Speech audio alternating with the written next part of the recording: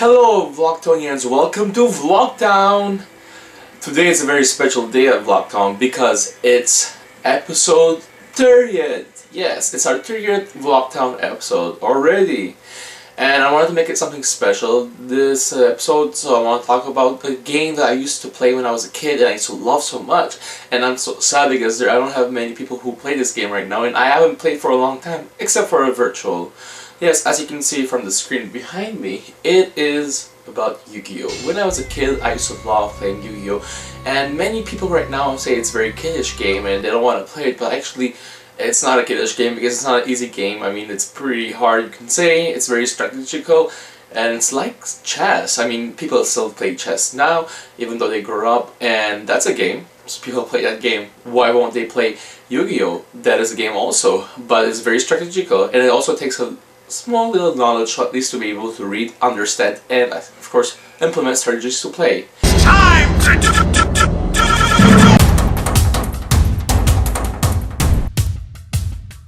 So the game of Yu-Gi-Oh! Is a pretty easy game to play. I'm just going to make a tutorial to explain to you guys how to play it. I won't go too much in depth, but you can go in the description area down below where I'll post a PDF version of the rulebook, which you guys can read more on your free time to understand more. But I'll give you the basic tips, like how to start the game and how to play the game and everything, so like you won't be able to, like you won't be lost. You'll just like miss the in-depth details that you guys can get later on by reading the rulebook. So by playing the game, you need at least 40 to 60 cards in your deck, and this is a very strategical way. You have to build your card deck at a very strategic manner, and I mean, you won't probably get the right deck at your first try. You have to do this multiple times and put it to practice. You have to play many times and put it to practice to know which are the right 40 to 60 cards that you want to put in your deck to win your game. There are 6 different types of cards that you guys can use. I mean, and they're identified by colors, the color that they hold. You have this one that's more yellowish. This is a monster card. Most orangish one, these are effect cards. The green ones represent spell cards. The kind of like violet color, the like kind of pinkish violet color, this is more, this is called the trap card. I have the purple types that are fusion type, and they take special card requirements to summon these monsters. Another monster type is the blue one, and these are the ritual cards, and again you need a sequence of special cards to summon these monsters. So besides having your deck ready, you will need other items to play this game, such as a field board, a die, and a coin. You may also need to use some calculator if you're not that good at math, because you want to calculate your points. And you also need a piece of paper with pencil to keep track of your points. To teach you how to read a card, I'm going to display a monster card on your screen with different numbers indicating different parts of the card. Starting with number 1. Number 1 is the card name, and like there's a rule that says you cannot have more than 3 of the same card names in your deck. There's also a forbidden and limited list that you may want to consult before playing the game or before even building your deck, so that you don't put the same cards or disobey the rules, which may get you disqualified or just make the game not fun anymore. So number 1 is the card name. Number 2 is the level of the card, of the monster card. So it is displayed by stars in the circles. This card has 3 stars, that means it's level 3. You can normal summon level 1 to 4 no problem. If you have monsters that have 5 or 6 stars, then you need to tribute 1 monster on your side of the field to summon this monster. If you have a monster that has 7 or 8 stars, then you need to tribute 2 monsters on your side of the field. And I think you get the picture for the cards that have more than 8 stars. So number 3 are called attributes. I don't want to get too much in depth of it, but like just a general explanation. These are like different type of monsters. They identify the monsters such as like beast, aqua, wind, or dark light, and there's other ones too. And I mean, these are just to identify the monsters, so that if there's any cards that are in play, well, they will affect the attack and defense points of the card, and so you have to know how to read that and how to know the difference. There's usually a description an English description on the above so you can read and identify the card easily. After that, number 4, we have the type. These are this is where I would indicate, let's say, if it's what kind of this is a fiend, what kind of monster is it? Like, there's different kinds also, and this too, it's like kind of like an attribute, and it will affect your attack and defense points. Number 5 is card number. Card number is just to identify from which pack that this card came from. It's also to identify if the card is real or not, and there's many other things that it will do, but not for the gameplay. It doesn't affect anything about your gameplay, so I won't talk more about it. One of the most important things on a card to read is the attack and defense points, which is number 6. So there's attack and defense points, and obviously higher points means higher power. Number 7 is a description, and as this card is a normal type right now, it's not very important because it just gives you a description of what kind of monster it is and the history and stuff. That will not affect the gameplay at all. But if it was like an effect type, which is the orange one that I mentioned, then yes, you have to read it and know how to.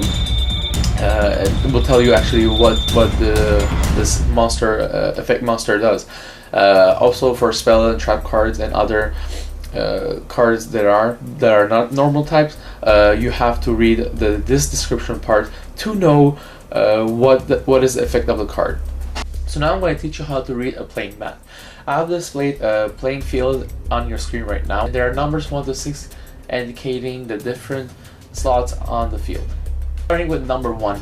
Number 1 is your field card slot, and this is where you put your field cards. Field cards look like spell cards. They are green, and you place these, and that will affect the attack and defense points of your and your opponent's monsters. Number 2 are the slots where you can put your monster cards. Monster cards can be placed in defense or attack position. Defense will be horizontally, and attack is placed vertically. As you can see, there's only 5 spots. That means you can only place 5 monsters. If you want to place a monster in defense position, you put them horizontally face down. And if you want to put an attack position, you put them vertically face up.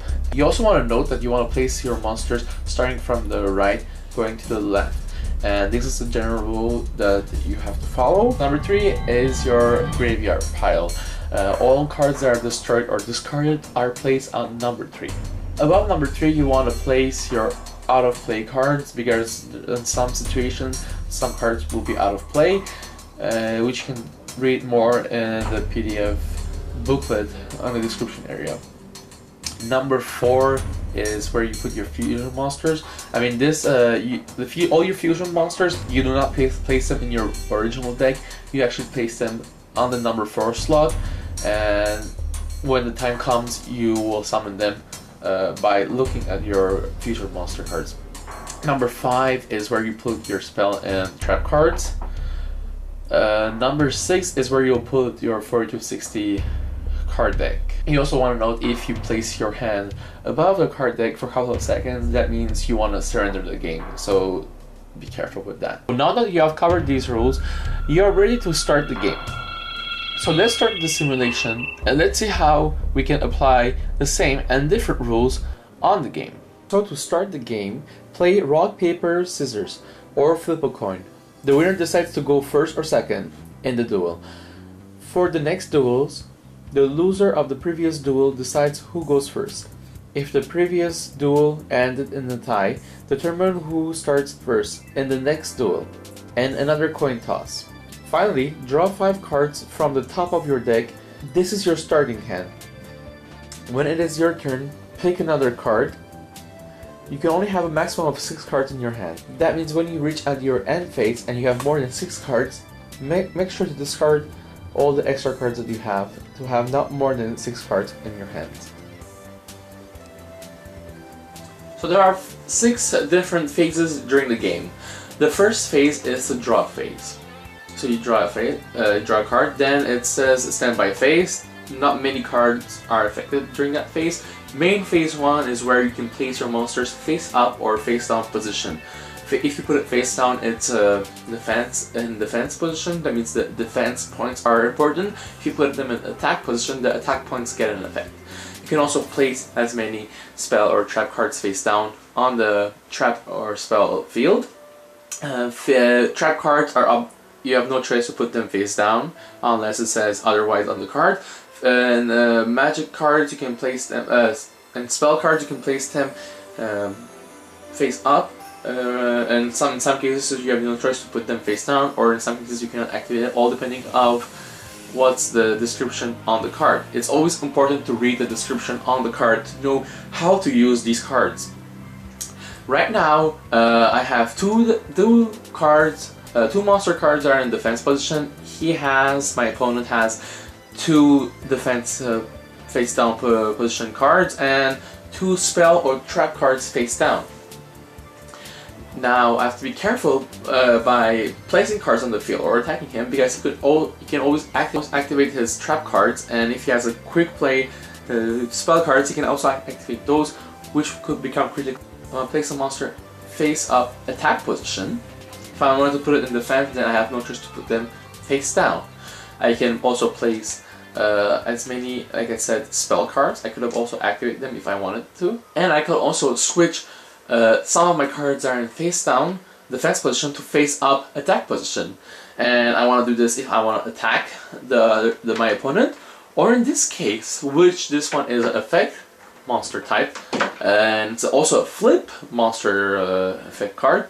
It will activate his effect, so I want to do this.